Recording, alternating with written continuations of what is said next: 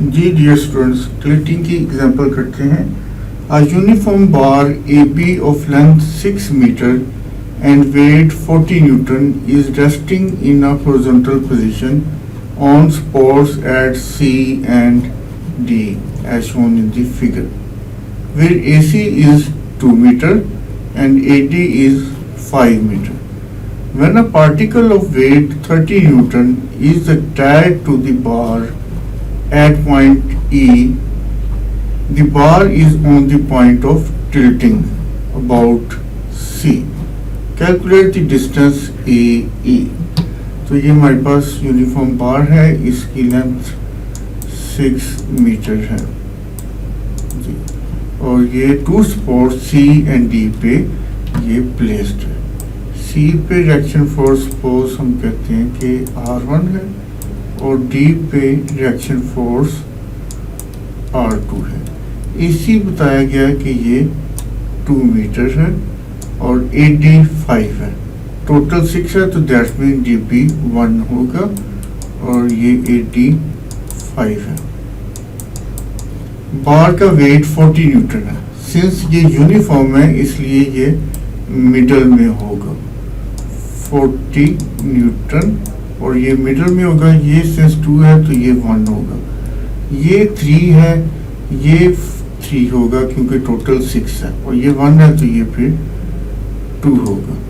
अब वो कह रहे हैं कि when a particle of weight 30 newton is attached to the bar at point ई.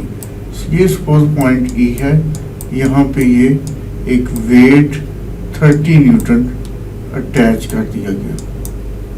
तो AE की लेंथ फाइंड आउट करनी है such that the bar is on the point of tilting about C.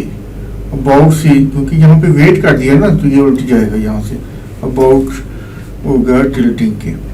तो ये D पे जो रिएक्शन है R2 वो 0 हो जाएगा सिंस अबाउट टू tilt है अबाउट C, तो ये R2 की वैल्यू 0 हो जाएगी. R2 की वैल्यू 0 हो जाएगी. अब हम मोमेंट्स लेते हैं अबाउट C. तो मोमेंट्स अबाउट C कंसिडर करते हैं. तो clockwise movement equal to anti clockwise movement. तो 30 इंटू ये टोटल लेंथ 2 है, ये D हमने सपोज किया तो ये फिर 2 माइनस D हो जाएगा. तो 30 times 2 minus D. Second condition of equilibrium लगाएंगे. Clockwise movement equal to anti clockwise movement. ये 30 इंटू 2 माइनस D ये एंटी क्लॉकवाइज मूवमेंट.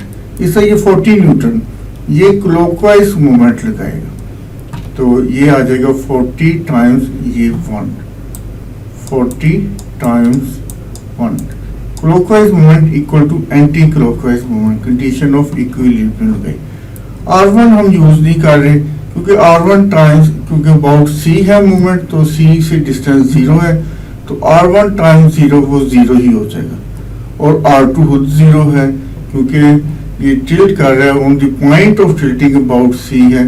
तो ये R2D पे जो रिएक्शन फोर्स है वो 0 हो जाएगा क्योंकि अबाउट टू टिल्ट है, on the point of tilting है.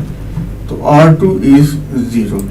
इसकी रीजन भी लिख लेते हैं, बताई हुई है पहले. On the point of tilting, जब भी टिल्टिंग के अबाउट होती है, on the point of tilting होता है तो रिएक्शन फोर्स 0 हो जाएगा. दूसरे पे अगर about C point of tilting है तो D पे रिएक्शन फोर्स 0 होगा और अगर on the point of tilting about D है तो C पे रिएक्शन फोर्स 0 हो जाएगा. तो ये यहाँ पे हमने सेकंड कंडीशन ऑफ इक्विलिब्रियम लगाई. 30 times 2 minus D that is anti clockwise movement equal to clockwise movement. इसको सॉल्व करते हैं. 30 times 2 is 60 minus 30D equal to 40 and that implies 30D minus 30D side पे जाके 30D हो जाएगा. 30D equal to 40 इस side पे आके माइनस हो जाएगा. 60 माइनस 40 इज 20.